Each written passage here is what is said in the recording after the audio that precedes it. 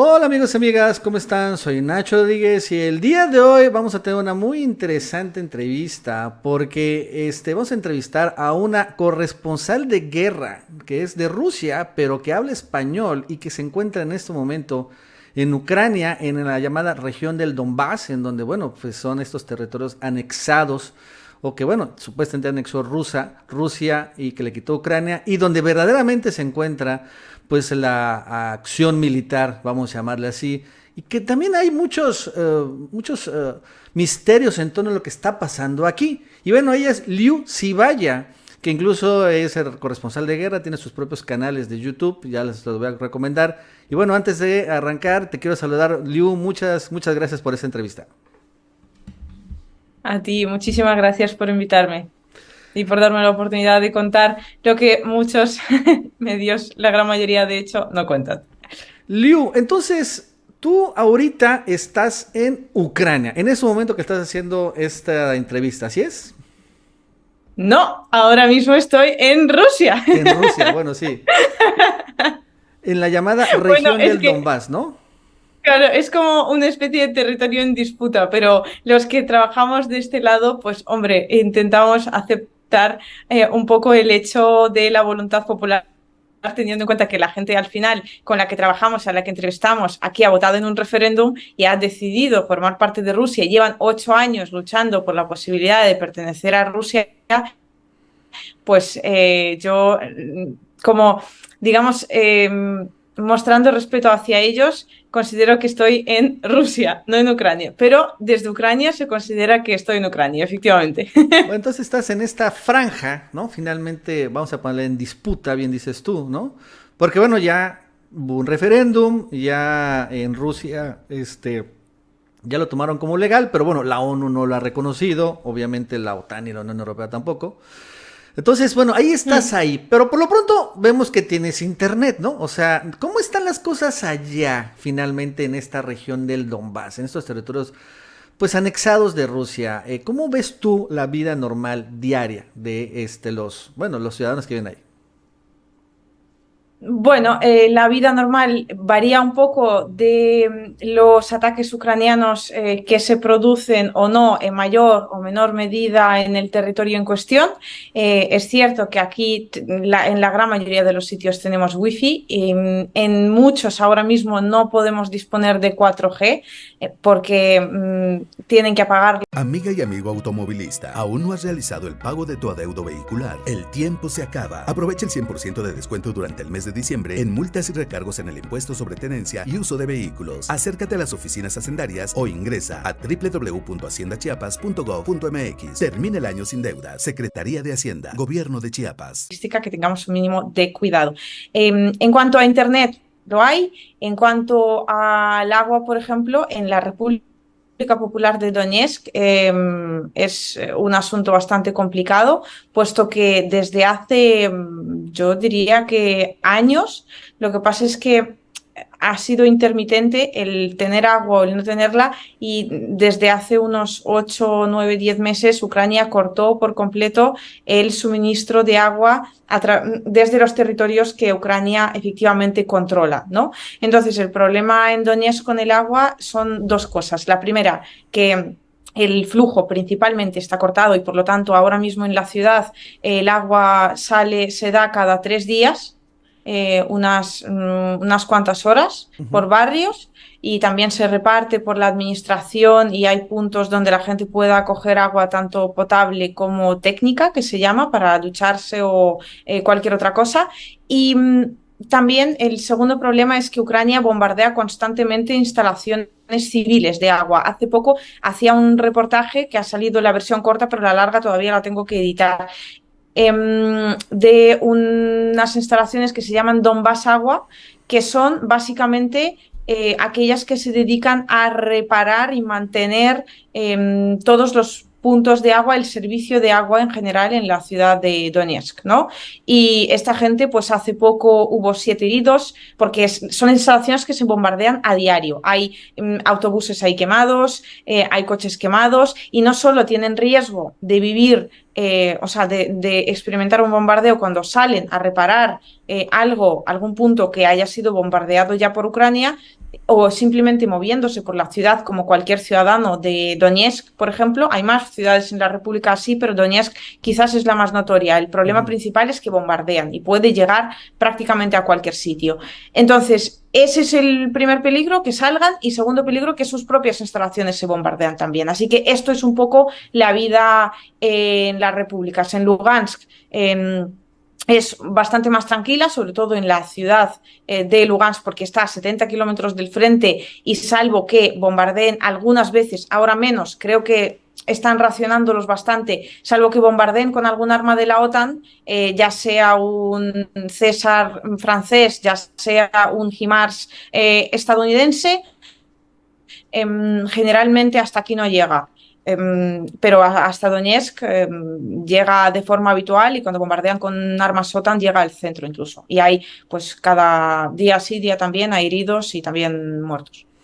O sea que allí ahorita, en esta zona, en la región del Donbass, continúan los bombardeos de Ucrania, porque se menciona mucho que siguen los bombardeos en Ucrania de Rusia, ¿no? Instalación eléctrica, pero no se menciona esto, ¿no? Aquí en los medios occidentales no se escucha que sigue este tipo de actividad militar en la región del Donbass de Ucrania en contra, bueno, de un territorio anexado a Rusia.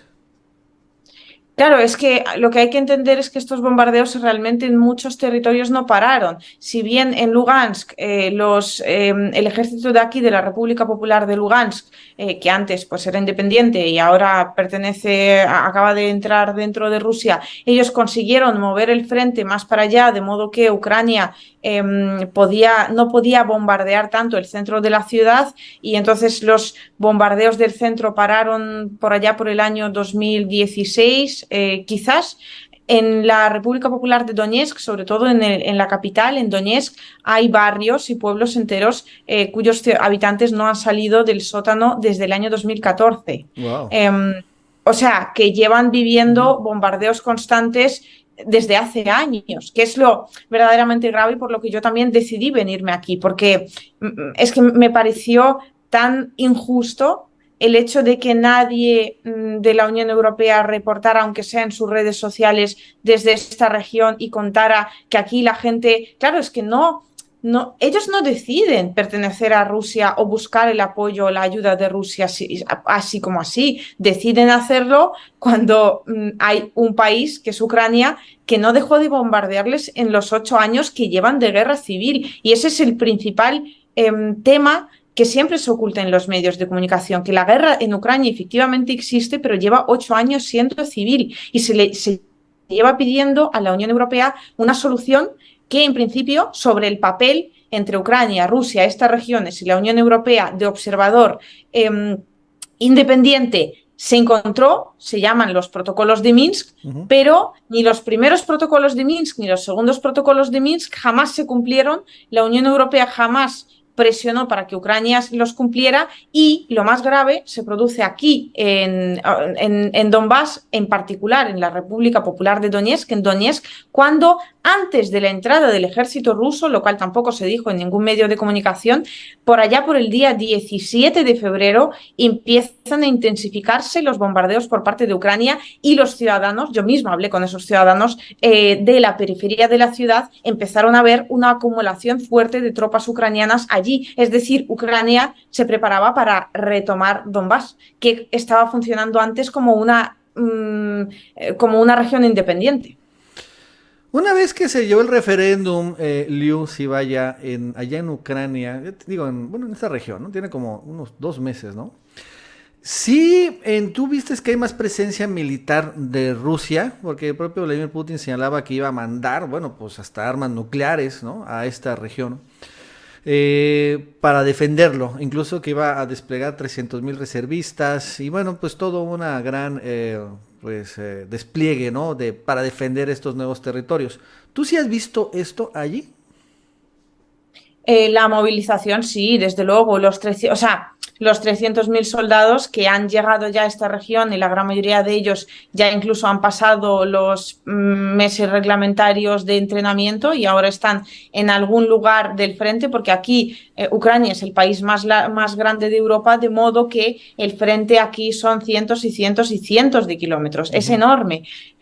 Sí, sin duda alguna están ya aquí y se están reforzando según qué líneas. Y, por ejemplo, esto se ha notado mucho en la República Popular de Donetsk, que es donde más fortificaciones del ejército ucraniano hay. Es donde, con la ayuda de la OTAN, se han estado fortificando desde 2014 precisamente, porque esto era algo que geopolíticamente entre todos los países, tanto Ucrania como países de la OTAN como Rusia, yo creo que todo el mundo sabía que en algún momento terminaría estallando y sucedería, ¿no? Porque no podía permanecer constantemente en ese estado de guerra civil. De modo que en la República Popular de Donetsk, que es donde no conseguían avanzar desde hacía prácticamente meses los ejércitos de las repúblicas, ahora con la entrada de los refuerzos rusos están moviendo la parte del frente más complicada más hacia Ucrania y están alejando, por lo tanto,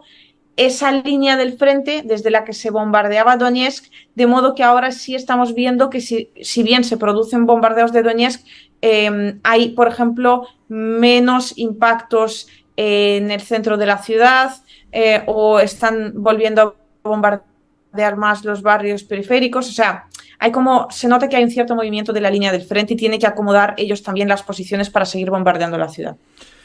¿Y cómo va la reconstrucción o todavía no arranca la reconstrucción? Porque supongo que estas ciudades, aunque bien dice, ya tienen rato, del 2014, que están en una especie de guerra civil, pero bueno, obviamente desde febrero se intensificó los bombardeos y bueno, hubo más destrucción. ¿Cómo está ahorita? ¿Sí hay reconstrucción ahorita ya?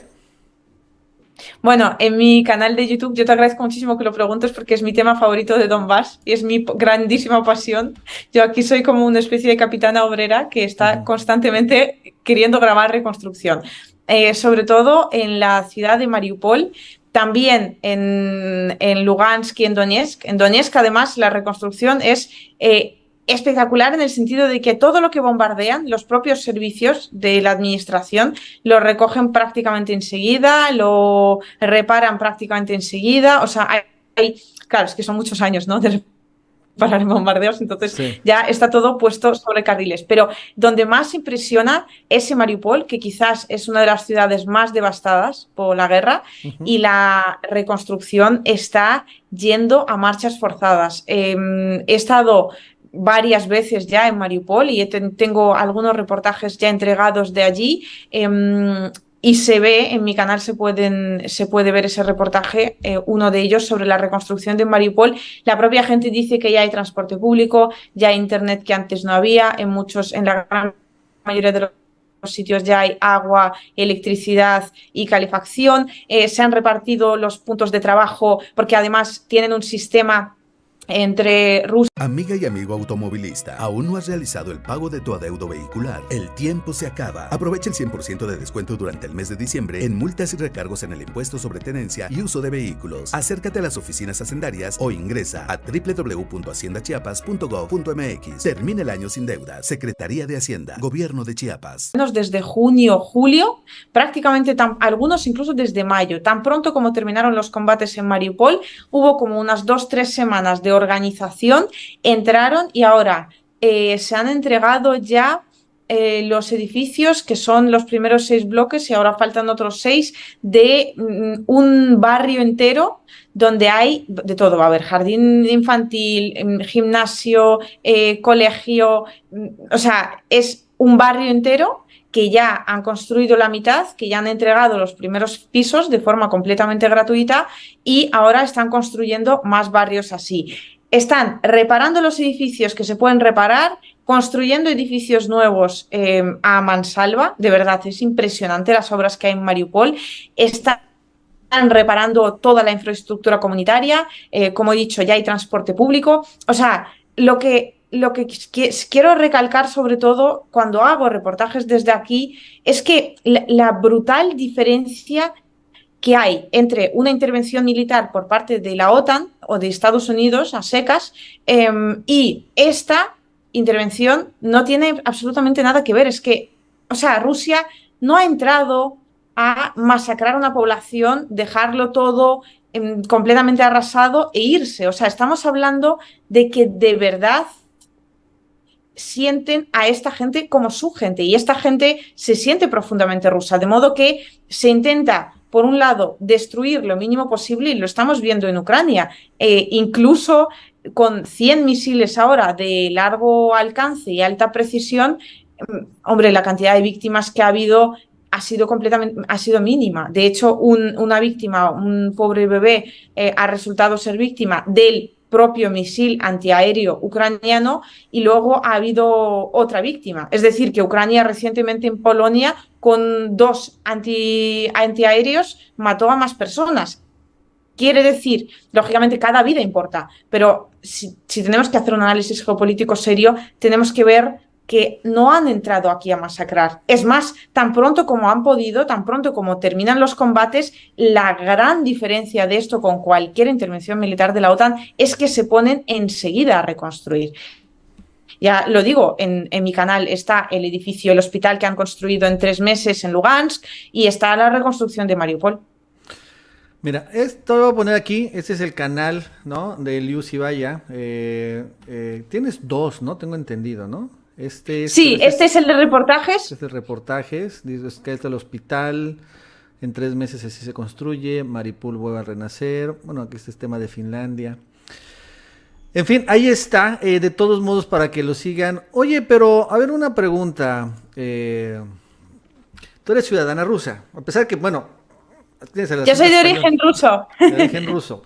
Entonces, ahora sí te quiero preguntar de manera personal, ¿cómo has sentido tú esta rusofobia desatada en Estados Unidos, en Europa, por la Unión Europea, en donde de repente todo lo ruso está mal, incluso, ya, no solo Putin, creo que es el menos, sino también el ballet ruso, ¿no? El Bolshoi, a Trotsky, en fin, todo lo ruso de repente hay que cancelarlo. ¿Tú cómo has sentido esto? Y obviamente también a todos los rusos los sacaron del sistema internacional de pagos, le quitaron el McDonald's, la Coca-Cola, etcétera, etcétera, etcétera. Y yo supongo que también hay más restricciones de viaje para los rusos, ¿no? No sé si te ha pasado a ti. ¿Cómo lo has sentido esto?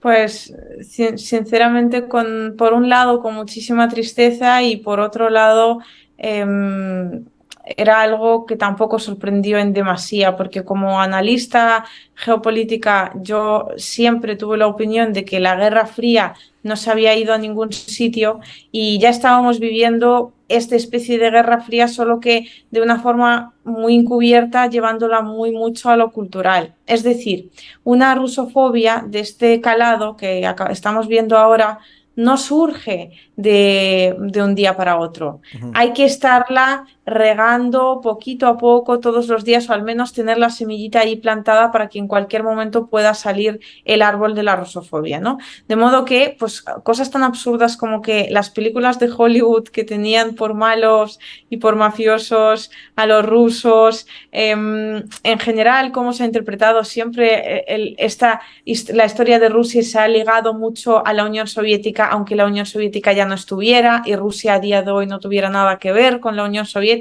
porque Rusia es un país muy europeo que tiene la gran parte de las cosas en común con Europa y no se diferencia Moscú de una gran ciudad europea en absolutamente nada. Entonces, yo esto, por un lado, me lo explicaba y por otro lado, yo en particular entiendo que en mi caso ha sido muy aseverado porque yo además me fui a reportar desde un sitio donde la opinión de la gente es muy prorrusa, con lo cual la gente como que siempre me echó muy en cara el hecho de que yo buscara, ¿no?, estas opiniones prorrusas, pero la realidad no es esa, la realidad es que son las que hay aquí, mayoritariamente. Entonces, a poco que salgas y a poco que grabes, pues son las que vas a encontrar. Si quieres reportar la realidad, tienes que hablar con la gente prorrusa porque aquí son la gran mayoría. Entonces, yo, lógicamente, personalmente lo sentí más aún. Y te digo una cosa, recientemente te digo, hace 5 días o 6, tuve que subir un vídeo a mis redes sociales porque lo hablé con amigos policías que tengo y decidimos que era lo más sensato. Estuvieron buscando a mi familia en España. Y ¿A no es poco? broma, o sea, te quiero decir que un vecino vio a dos señores de complexión corporal fuerte y tal, y le describieron a quién estaban buscando, y estaban buscando a miembros de mi familia. Wow, por hacer este tipo de videos allá de la región del Donbass, supongo, ¿no? Supongo, no lo sé, me imagino que sí, pero esto fue, de hecho, ha sido, porque yo tengo denunciadas amenazas, tengo denunciadas acoso de gente que me llamaba constantemente, compartieron en las redes todos mis datos personales, se inventaron un montón de difamaciones contra mí, de que había pertenecido a no sé cuántos partidos políticos, lo cual es una mentira. O sea, todo, en general, la campaña de difamación, sobre todo en primavera, fue bestial, pero esto yo reconozco que jamás lo viví. O sea, el que alguien me dijera que están buscando a miembros de mi familia. Claro, sí. O sea, que ya son como palabras mayores que viviendo además en Europa, donde se supone que hay libertad de expresión y puedes opinar siempre y cuando no infrinjas la ley, puedes opinar lo que quieras, y además donde se supone que la seguridad es un valor en sí mismo, pues a mí es, te juro, lo que más a cuadros me dejó. Pues sí, se supone, ¿no? Pero la verdad es que pues hemos visto creo que a unos europeos increíblemente radicalizados, ¿no? O sea, muy, muy antirrusos que llegan al extremo de dañar a sus propias economías con tal de, bueno, pues ponerle sanciones y destruir a Rusia y que les ha ido muy mal, ¿no? Lo cierto es que Rusia pues ha resistido, ¿no? La verdad es que es increíble. Y los europeos, por ejemplo, Alemania es el caso más ejemplar, cómo se ha venido abajo de una manera tan súbita y bueno, pues y tan convencida, ¿no? Porque como también sabotearse. ¿Tú cómo has visto esta parte? Pues también con tristeza, porque ten en cuenta que yo vivo en Europa y pago mis impuestos en Europa. Y el bienestar que quiero tener es el europeo, porque, bueno, pues ha sucedido así que yo me vine a estudiar a Europa con nada, o sea, por ningún motivo que tuviera que ver con la política, pues es una historia completamente personal, pero ya llega un momento en el que yo tengo a mis seres queridos en Europa, en España en particular, entonces yo tengo una vida montada allí. Cuando la gente me dice, no, ¿por qué no te vas a Rusia, hombre? Pues porque no sé por qué tendría que hacerlo.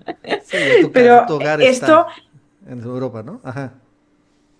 claro, es verdad, es que mi hogar está en Europa. Entonces, ver cómo hay inflación cada vez a mayor nivel, cómo las personas en mi país, ya que es España, lo está pasando mal, cada vez hay más gente que pasa hambre, cada vez hay más gente que no puede pagarse la calefacción, o sea, todas estas historias que ya son una realidad y desde los medios de comunicación también se ocultan por ese afán de tratar de aparentar una supuesta unidad, pero es que el otro día en el segundo canal donde hago análisis puramente geopolíticos, creo que de hecho sale hoy el vídeo de lo que ha hecho Reino Unido con sus propias sanciones. Reino Unido está comprando petróleo ruso a través de Bélgica. Bélgica compra el crudo, lo refinan en Bélgica, Reino Unido compra el refinado, de modo que como país de origen viene Bélgica y no Rusia.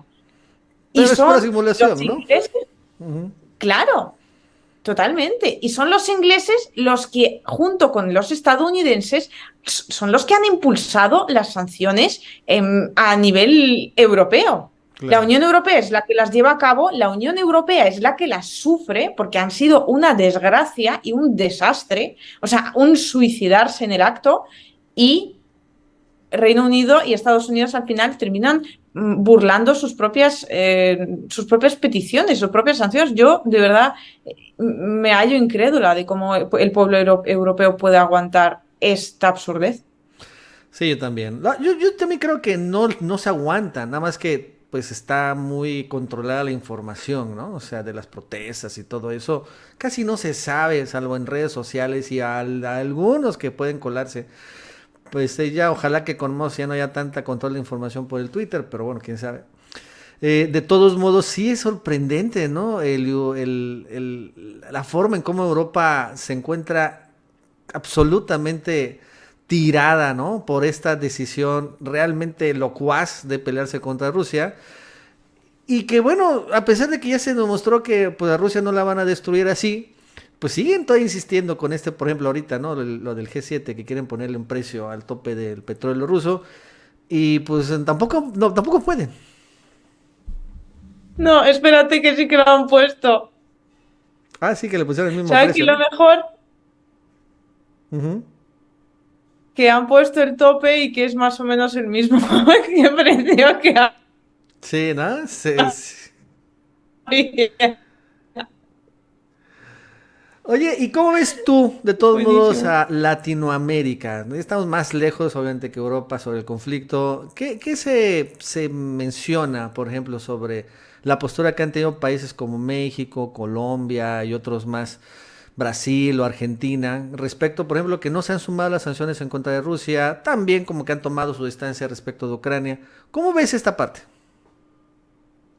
Pues la veo bien en el sentido de que como una persona que se dedica, aparte de hacer reportajes desde Donbass, también a analizar geopolítica, porque yo soy politóloga, además, lo que yo siempre repito es, la geopolítica, por mucho que desde Europa y Estados Unidos nos la quieren vender como una especie de lucha democrática por defender el bien común a nivel mundial, la geopolítica no tiene nada que ver con eso. Es una realidad y es una realidad bastante dura y que se basa en última instancia siempre en intereses. De modo que yo, como analista, puedo comprender que Estados Unidos defienda sus intereses que pasan por desestabilizar a Rusia, por debilitar a Rusia para mantener su hegemonía y su poder hegemónico a nivel mundial. Ujú. Yo entiendo igual a Rusia, que se defiende frente a eso, que dice que no le da la gana que Estados Unidos le imponga sus intereses que no tienen nada que ver con los rusos. La parte que no entiendo es la parte de la Unión Europea que decide, por alguna razón, seguir defendiendo los intereses de los Estados Unidos, aunque eso no tenga nada que ver y de hecho sea todo lo contrario a defender los intereses europeos. De modo que la decisión de los países de América Latina que se han distanciado de este conflicto, pues sinceramente me parece la más inteligente y la más sensata. Si no va en sus intereses nacionales el hacerle frente a Rusia, porque no va en sus intereses nacionales llevarse mal con Claro. Rusia. ¿Por qué fueran a hacerlo? Al igual que Europa no lo hizo por Siria, no lo hizo por Irak, no lo hizo por Yugoslavia. O sea, no es una cuestión del no a la guerra, es una cuestión del no a Rusia, porque a Estados Unidos le interesa. Y que América Latina tenga voz propia, opinión propia y que decida priorizar los intereses de su población y de sus países, a mí me parece lo más inteligente que se puede hacer en esta situación. Pues Liu, si vaya muy interesante esta plática, la verdad es que ojalá no sea la última, sino sigamos de manera constante, porque sí creo que eres una gran revelación y bueno, el hecho de que se encuentres ahorita ya en la región del Donbass, ¿no? Y siendo politóloga, corresponsal de guerra y bueno, además youtuber, o sea, bueno, gente de redes sociales, pues es muy importante, creo que para todas las redes sociales aquí de Latinoamérica. Te agradezco muchísimo esta entrevista. Y yo a ti, muchísimas gracias, de verdad. Y mira, rápidamente, esta es, vuelvo a poner, ¿no? Tu página de tu canal, Liu Cibaya, en el YouTube. Y aquí están un montón de reportajes, ¿no? También tiene otro canal de geopolítica. Pero para que la busquen y bueno, ojalá sigamos en contacto. Liu, muchísimas gracias. A ti, que te vaya genial. Muchísimas gracias por esta entrevista. Gracias, hasta luego.